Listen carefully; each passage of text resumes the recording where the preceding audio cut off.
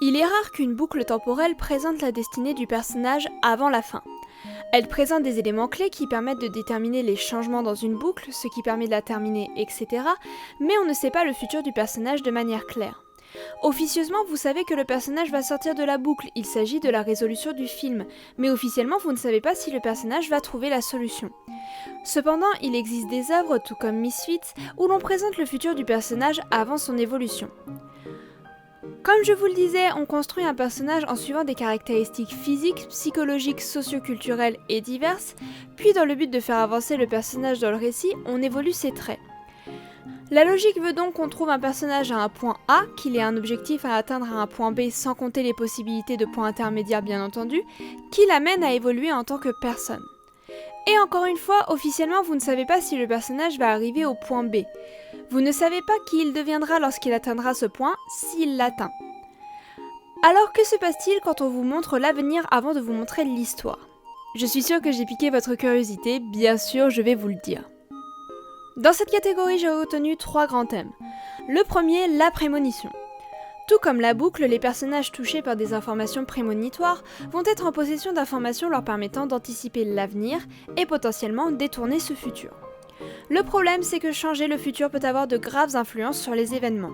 En conséquence, le personnage qui possède ces informations a beaucoup de pression sur ses épaules qui, dans certaines histoires, particulièrement les plus dramatiques, peut isoler le personnage, notamment car il ne peut pas les divulguer. Tout comme roulement de tambour, notre deuxième catégorie, le narrateur. Le narrateur est omniscient. Vu qu'il compte l'histoire, il connaît son début, sa fin et fournit au spectateur la totalité des informations qui ne lui sont pas données clairement à l'oral ou visuellement. Mais tout comme la personne avec un pouvoir de prémonition, elle se doit de garder les informations sur ce futur pour elle et suivre la courbe du temps. Mais rien ne l'empêche de vous taquiner en vous donnant des petites informations sur ce futur. Et enfin, il y a le dernier grand thème, connaître le futur du personnage. Que ce soit à travers un personnage capable de voyager dans le temps ou en commençant l'histoire de l'œuvre par la fin, le spectateur est totalement conscient de l'avenir d'un personnage s'il n'est pas le personnage principal lui-même. Quoi qu'il arrive, cet avenir est totalement immuable. Si c'est le cas, cela influence les connaissances des gens du futur, et comme la boucle, le spectateur aura des informations sur comment l'avenir du personnage peut se réaliser. Il s'agit d'informations plus importantes pour le spectateur que pour les personnages, sauf ceux capables de voyager dans le temps, évidemment. Sur les 3 thèmes retenus, une série en particulier joue sur 2 d'entre eux, celui du narrateur et celui de connaître le futur. Et cette série, c'est How I Met Your Mother. Et oui, après une saison entière à utiliser plusieurs épisodes de cette série, il fallait bien que j'en parle. How I Met Your Mother est une série créée en 2005 par Carter Bays et Craig Thomas. On vit l'histoire de Ted dans sa quête du grand amour, racontée par lui-même plusieurs années dans le futur à ses enfants. Étant en position de narrateur omniscient, Ted parle d'événements du futur avant qu'ils n'arrivent dans l'histoire, comme le mariage où il rencontre la mère de ses enfants. En mentionnant comment certains événements du futur vont arriver, on donne au spectateur les informations nécessaires pour qu'il puisse identifier ce qui va mener à cette décision. Par exemple, pour le mariage de Barney et Robin. On apprend petit à petit que le mariage où Ted rencontre sa femme est celui de Barney, que la cravate qu'il a choisie ne peut pas être pire que celle avec les canards, évoquant que ce dernier portera cette cravate, puis que la mariée n'est autre que Robin. Ce qui veut dire que d'une manière ou d'une autre, peu importe comment, on sait qu'entre le début de la saison 7 et le mariage, les décisions de Barney vont le mener à demander la main de Robin et mener Robin à accepter cette demande. Et quoi qu'il arrive, on sait que le mariage va arriver à son terme car même si Robin a des doutes au début de la saison 8, encore un événement du futur, on sait que le personnage principal va rencontrer sa femme à ce mariage, mais aussi comment il va la rencontrer. En conséquence, si Robin danse avec son père à la soirée de noces, alors il est évident qu'elle va décider de se marier avec Barney. Mais le personnage du narrateur n'est pas celui que nous allons décortiquer en détail.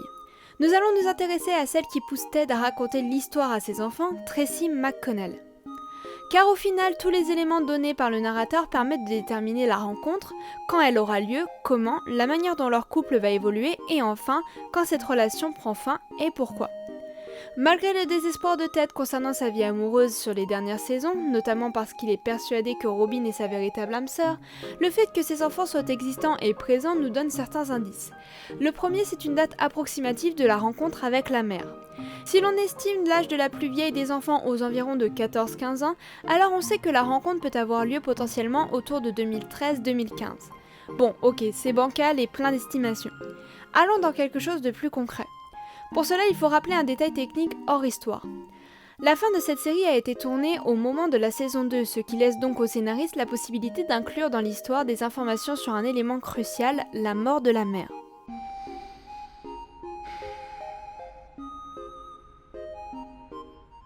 Donc les éléments.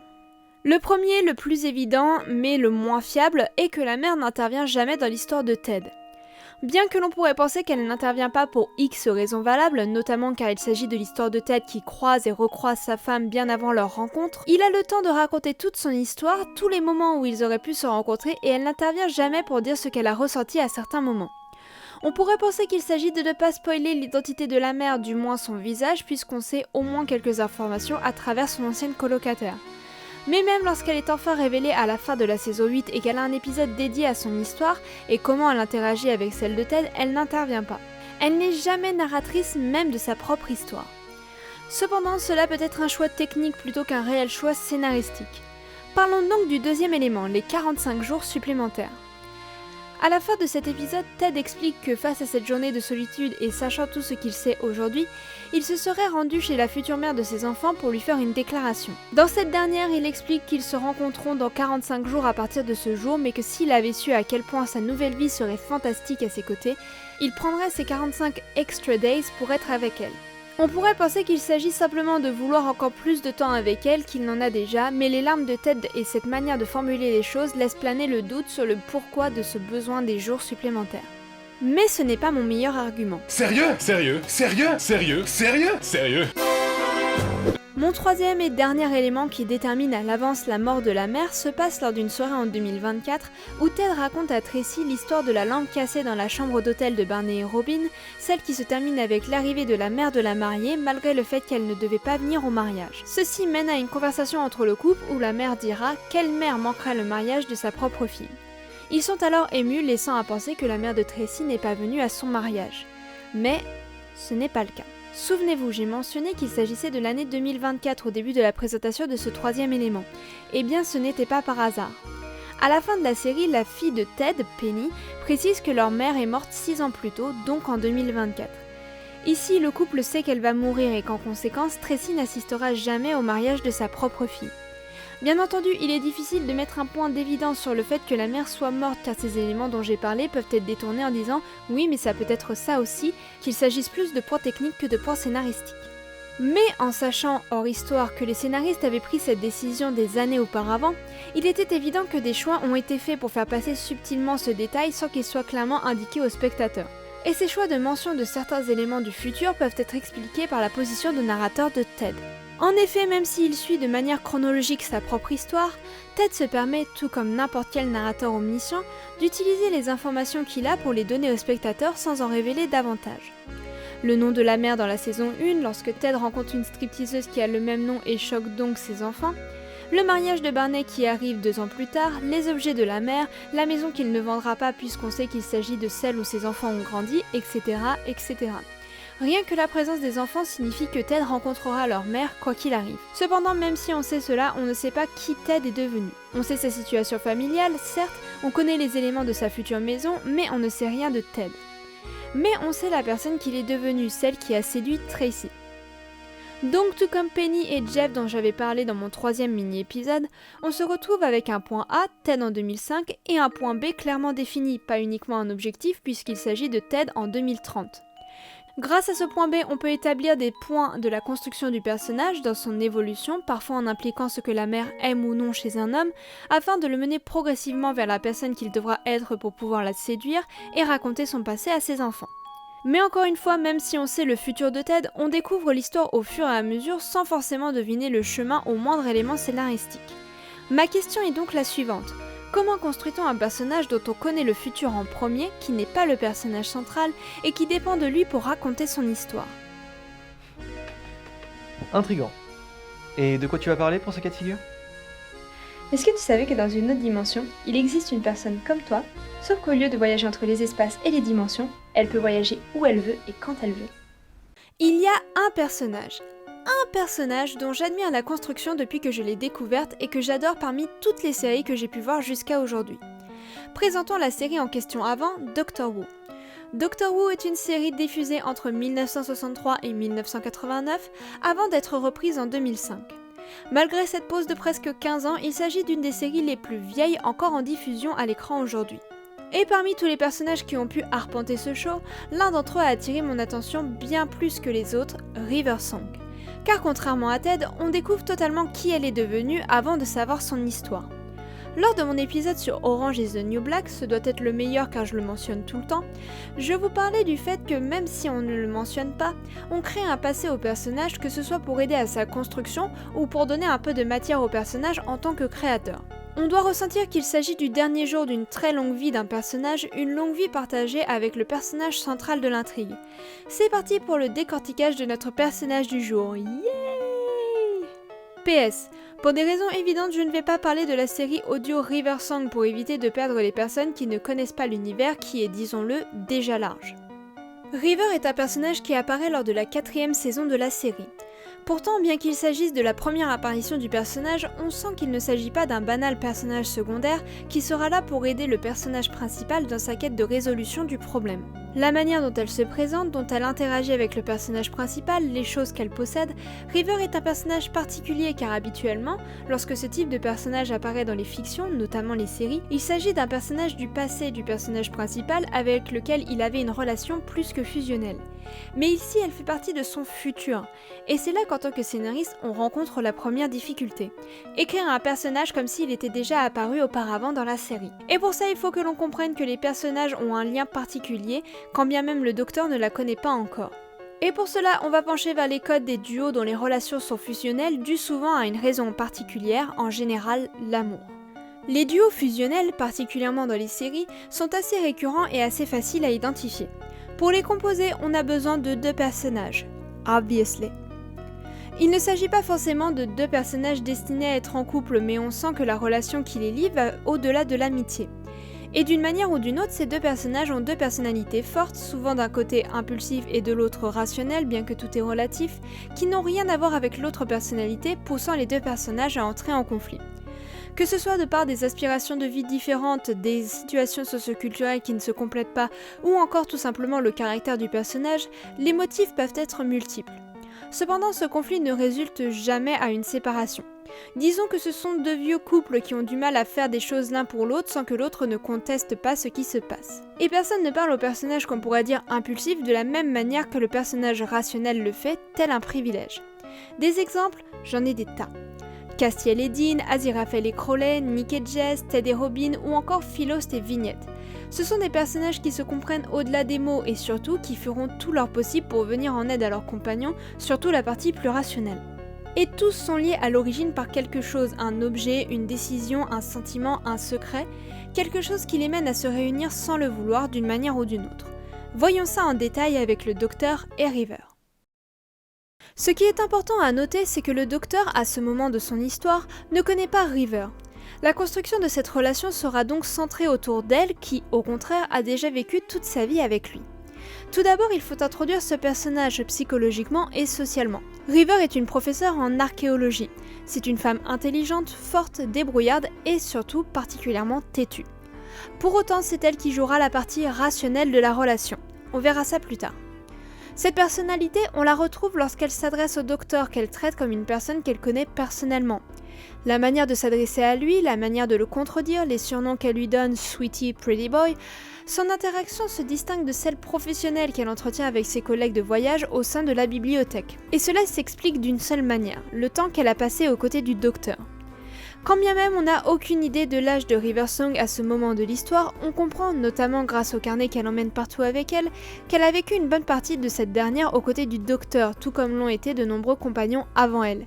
Car c'est ainsi qu'est construite River, une autre compagnon du docteur qu'il n'a pas encore rencontrée.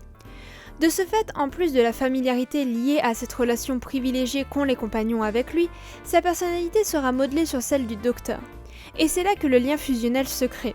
Il se crée naturellement depuis l'archéologue puisqu'elle lui fait confiance aveuglément, tandis que du côté du Gallifréen, elle passe à travers les conflits entre les 2 fortes têtes puisqu'ils n'ont pas la même personnalité. À un détail près. Et oui, j'en avais marre d'écrire River et Docteur, donc je switch un peu les noms. Ce détail, il est contenu dans les 3 objets qui lient l'archéologue et le Gallifréen. Comme je le disais précédemment, les personnages partageant un lien fusionnel sont liés grâce à un élément important, À titre d'exemple, Castiel et Dean sont liés par la marque sur le bras de Dean, celle qui est apparue quand l'ange est venu le chercher en enfer. Cela peut être aussi un secret comme pour Good Omens, un sentiment comme pour New Girl, un souvenir comme pour Philost et Vignette ou encore un objet. Précisément dans notre histoire, plusieurs objets. Ces éléments permettent de symboliser l'importance du lien qui unit les deux personnages aux yeux du spectateur, mais va permettre de rappeler aux personnages ce qui les lie, pourquoi ils se battent, pourquoi ils s'apprécient. Pour Doctor Who, le premier objet le plus essentiel est celui du carnet. Ce carnet contient le passé de River et à l'inverse le futur du Docteur. Cela explique d'ailleurs pourquoi le personnage de River et celui du Docteur sont si proches, car on nous présente une jeune femme dont la personnalité s'est construite aux côtés d'un homme qui a fait toute sa vie. Ensuite, il y a le tournevis sonique. Il s'agit d'un objet particulièrement précieux dont le Docteur ne se sépare jamais puisqu'il s'agit de son arme de prédilection. Il l'utilise dans toutes circonstances et surtout pour se sortir de situations dangereuses. Le fait que River en ait un qui plus est plus évolué signifie bien son lien avec le Docteur dans le futur et un lien important puisqu'il lui donne son tournevis. Et enfin, ils sont liés grâce au nom du Docteur. On ne sait pas dans quelles conditions le Docteur donne son nom à quelqu'un. Cependant, au vu de sa réaction lorsqu'elle lui révèle et celle à la fin de l'épisode, on comprend qu'il s'agit de quelque chose de particulier, voire même privilégié que de connaître son nom, ce qui fait automatiquement de River un personnage particulier.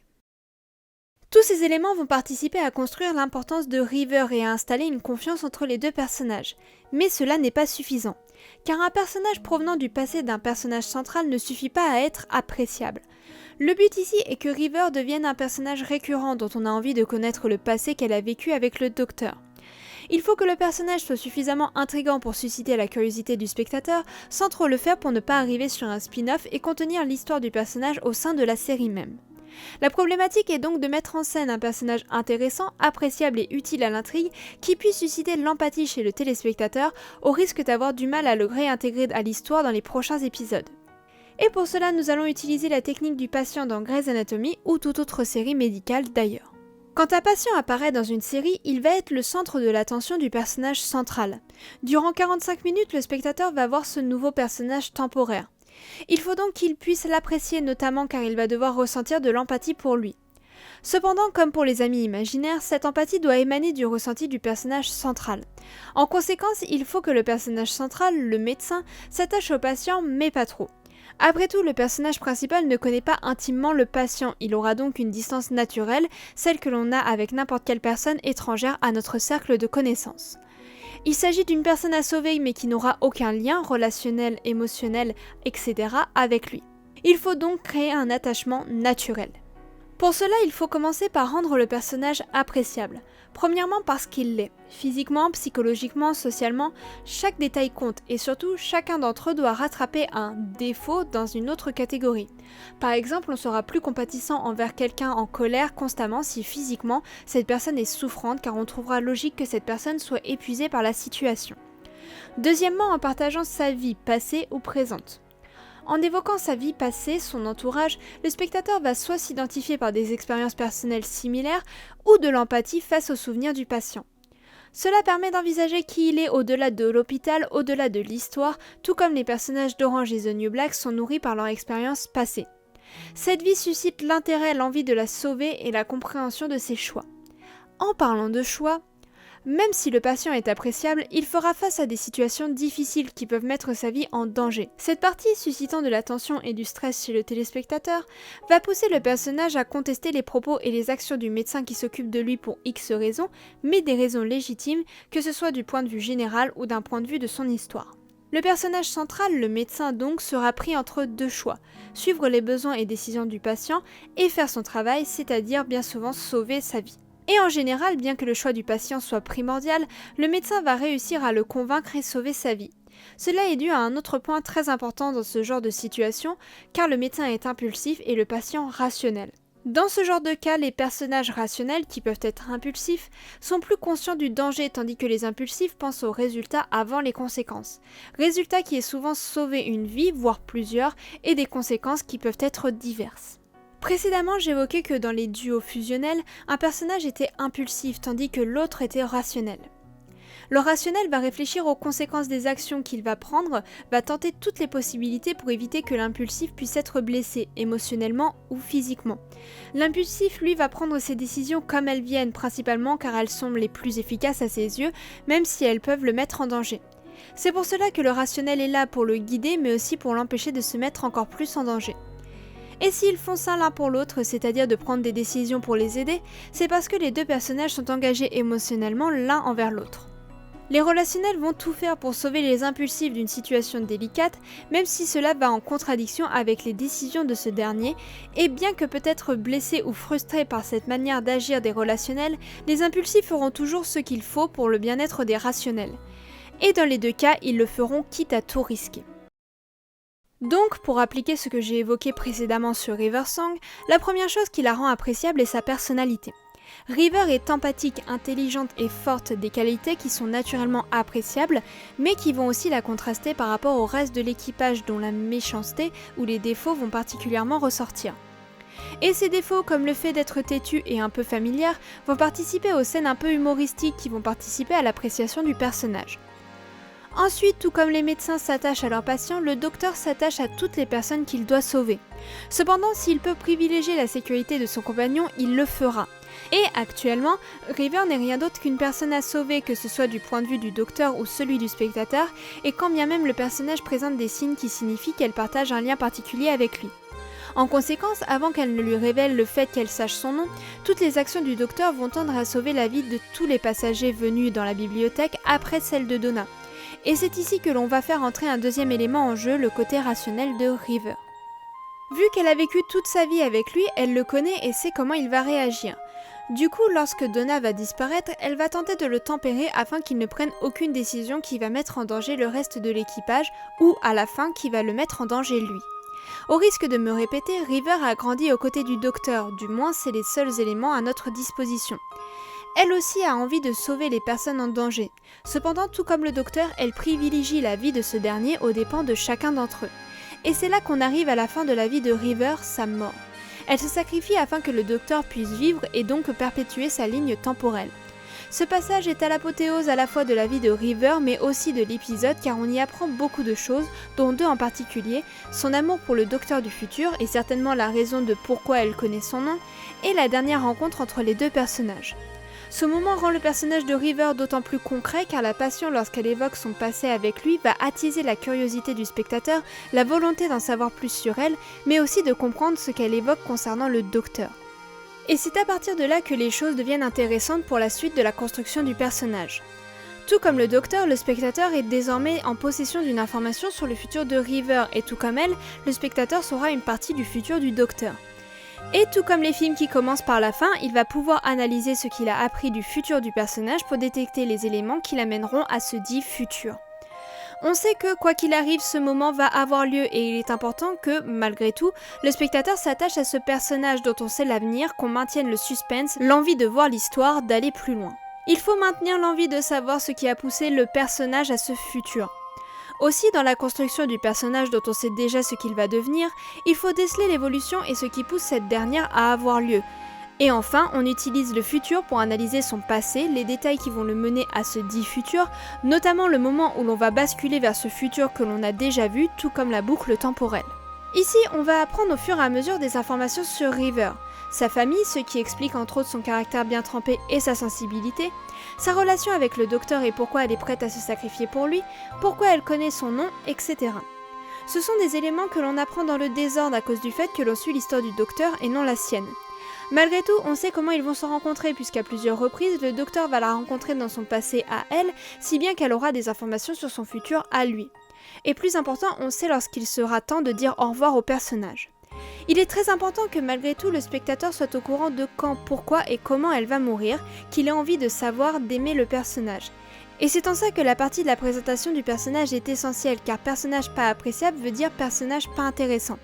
Et vu que vous avez raconté la fin avant, vous êtes obligé de mener le spectateur jusqu'à cette fin, en particulier quand on sait que cette fin est le dernier rendez-vous de deux êtres qui sont tombés amoureux l'un de l'autre, dont l'un pense encore avoir du temps devant lui, tandis que l'autre sait que c'est la fin. Alors il vaut mieux que le voyage soit agréable pour que le spectateur ne veuille pas que cette fin arrive.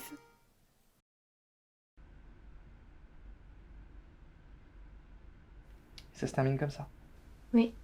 L'ultime rendez-vous, le dernier au revoir. C'est triste. C'est pour ça qu'il existe la règle numéro 1. Ne jamais s'attacher aux gens qui vieillissent. Les humains sont trop fragiles.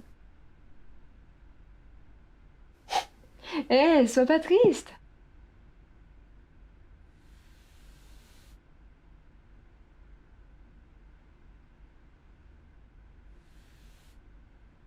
Parfois savoir ce n'est pas bon.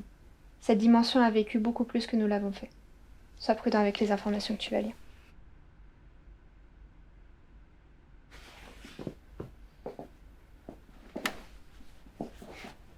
Tu devrais pas rester ici.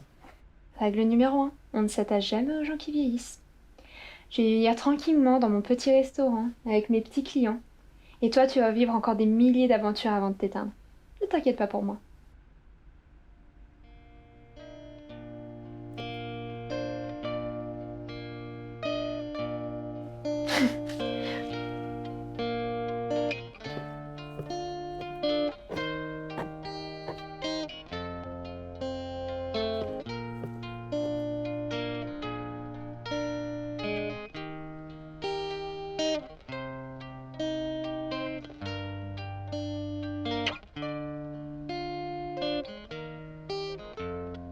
En conclusion, car je pense qu'on a assez vu de choses pour aujourd'hui, il est difficile d'écrire la fin avant le début. Il faut construire un personnage qui a déjà vécu ce qu'il est devenu avant ce qu'il est et dont les relations sont établies afin que le spectateur puisse utiliser les informations qu'il a collectées pour apprécier le personnage et déceler ce qui va pousser le personnage à en arriver à là. Pour cela, il faut donc créer un personnage appréciable qui suscite suffisamment l'empathie pour que l'on ait envie d'en savoir plus, de savoir son histoire et, dans le cas où on a un extrait du futur sans qu'il s'agisse de la fin, on veut savoir si le personnage s'en sort ou non. Et c'est pour ça que j'apprécie autant River Song. Je suis impressionnée par sa construction, son écriture, son histoire, son personnage tout entier. C'est pour cela aussi que j'aime autant How I Met Your Mother. J'aime suivre la vie de Ted, détailler ce qui va le mener à rencontrer sa femme, pourquoi, comment, même quand le narrateur nous donne tous les indices pour savoir ce qui va arriver. Le passé nous donne envie d'en savoir plus tandis que le futur nourrit la curiosité. Et j'ai réellement eu du plaisir à découvrir les œuvres que j'ai regardées pour cet épisode. C'est donc la fin de ce long épisode, j'espère qu'il vous aura plu. C'était une épreuve d'écrire un épisode si long tout en restant cohérent et sans me répéter, et j'espère qu'il aura été à la hauteur de vos attentes. Je suis particulièrement fière du chemin que j'ai parcouru grâce à cette chaîne, et je tenais à vous remercier particulièrement pour votre soutien en tant que public. Même si je ne publie pas tout le temps, je sais que je vous retrouverai à chaque épisode, et ça me fait chaud au cœur de vous voir de plus en plus nombreux à me suivre. Merci à toutes les personnes qui ont participé de près ou de loin à cet épisode. Regardez bien le générique pour découvrir toutes les personnes qui ont permis à cet épisode de voir le jour. Quant à moi, je vous dis à bientôt pour un prochain épisode sur ma chaîne, cette fois-ci pour la saison 2, avec de nouvelles illustrations, une nouvelle mise en scène et plein de surprises encore. D'ici là et en espérant que cela vous ait mis l'eau à la bouche, je vous souhaite une bonne fin d'épisode et surtout beaucoup de bonheur. Bye bye! I'm a poor lonesome cowboy. I'm long, long way from home. And this poor lonesome cowboy has got a long, long way to roam.